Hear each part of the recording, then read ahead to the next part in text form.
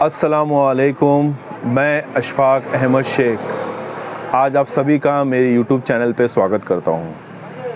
आज हम बात करने वाले हैं 350 परिवार की जो बांद्रा वेस्ट ट्रांजिट कैंप में रहते हैं। जी हाँ, ये सारे लोग बांद्रा वेस्ट के ट्रांजिट कैंप में पिछले कई वर्षों से रहते हैं और इन बेचारे मासूमों ने बिना कोई तहकीक किए या बिना किसी की जानकारी के, किसी के कहने पर या किसी के बोलने पर, किसी के आश्वासन देने पर इन घरों को ख़रीद लिया। और आज हालात ये है कि इनसे इनके हक़ की ज़मीन को छीना जा रहा है और इसके ऊपर कोई सवाल तक पूछने वाला मौजूद नहीं। क्या कसूर है इन लोगों का? बस यही कि सब माइनॉरिटीज़ है।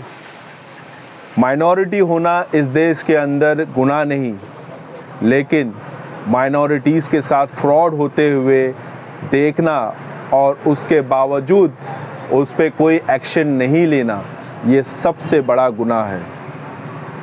मैं जिस धर्म से आता हूँ उस धर्म में किसी को धोखा ना देना और किसी के साथ ज़्यादती ना होने देना, ये हमारा ईमान है, ये हमारा यकीन है। लेकिन कुछ लोग चंद टुकड़ों की खातिर, चंद पैसों की खातिर, चंद रुपयों की खातिर लोगों के, मासूम लोगों के जज्बात के साथ खेलते हैं। उन्हें धोखा के देकर, उनको, उनके परिवार वालों को झांसा देकर, ऐसी ऐसी चीज़ें, ऐसी ऐसी स्कीम उनको बताकर, उनसे पैसे वसूल करके ये जो घर है, ट्रांजिट कैंप के घर हो गए या कोई ज़मीन हो गई, इस तरह की ज़मीनें बेच रहे हैं।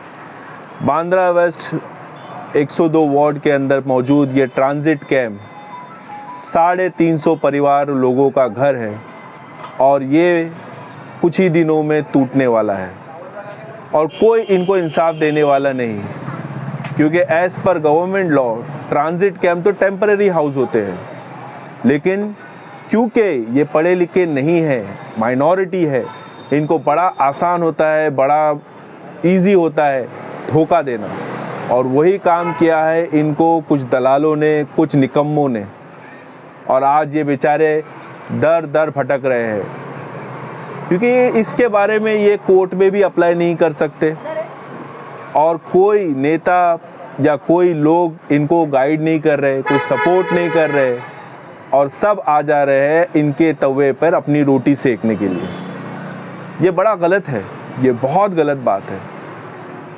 मैं मुख्यमंत्री फर्नांडिस साहब से गुजारिश करूंगा कि देवेंद्र फर्नांडिस साहब, मुख्यमंत्री जी, मैं हाथ जोड़कर आपसे रिक्वेस्ट करता हूं कि इन परिवारों को बचा लीजिए सर।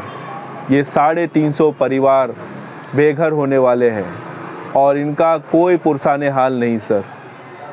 अगर आप कोशिश करेंगे तो हो सकता है कि मुख्यमंत्री योजना के तहत या फिर कुछ और सर्कमस्टांसेस के तहत या पेरिफेरियल स्कीम के तहत आप इनको एक अलग घर का इंतज़ाम करके दे सके, क्योंकि ये बेचारे फंस चुके हैं।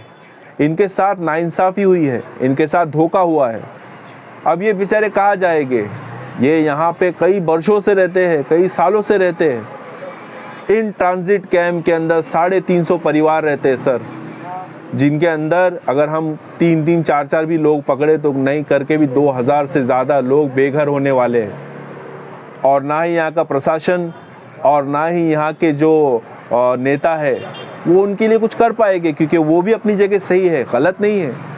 लेकिन जो लोगों ने इनको धोखा देकर ये ज़मीनें बेची है वो बचने नहीं चाहिए सर। मैं अशफाक शेख ट्रांजिट कैंप के सभी वासियों से ये निवेदन करता हूँ कि इससे पहले कि बहुत देर हो जाए, हम सबको एक होकर इस लड़ाई को लड़ना पड़ेगा और लड़ने के साथ साथ हमें खुद मुख्यमंत्री साहब से मिलने जाना पड़ेगा और उनसे गुजारिश करनी होगी कि इसका एक सलूशन निकाले। क्योंकि अगर हम इसे इसी तरीके से छोड़ देंगे और भगवान भरोसे या ऊपर वाले के भरोसे पे छोड़ देंगे तो इसका हल एक ही है, आपको बेघर होना पड़ेगा। क्योंकि ट्रांजिट कैंप के रूल्स के हिसाब से आपको पक्के मकान इस वक्त नहीं दिए जा सकते और आप इसको कोर्ट में चैलेंज भी नहीं कर सकते हो, ये भी आप याद रख लीजिएगा। और मैं गुजारिश करता हूँ हमारे एमएलए और हमारी एमपी मैडम वर्षा ताई से और हमारे एमएलए साहब श्री आशीष शेलार साहब से कि इन 350 परिवार के लोगों के लिए आप बिल्कुल कुछ करें। और मुझसे एज अ सोशल वर्कर यहाँ का जो रहवासी हूँ, मुझे मेरे भाई बहनों के ये दुख देखे नहीं जा रहे। मैं गुजारिश करता हूँ कि अगर आप इन कामों में मेरे साथ जितना चाहे, मैं आपका साथ देने के लिए तैयार हूँ। दिन रात हम मिलकर इनकी मेहनत करके इनके लिए कुछ बेहतर स्कीम या बेहतर ऑफ़र कुछ ला सके और इन लोगों के घरों को बचा सके। Thank you very much. धन्यवाद, शुक्रिया, अल्लाह हाफ़िज़।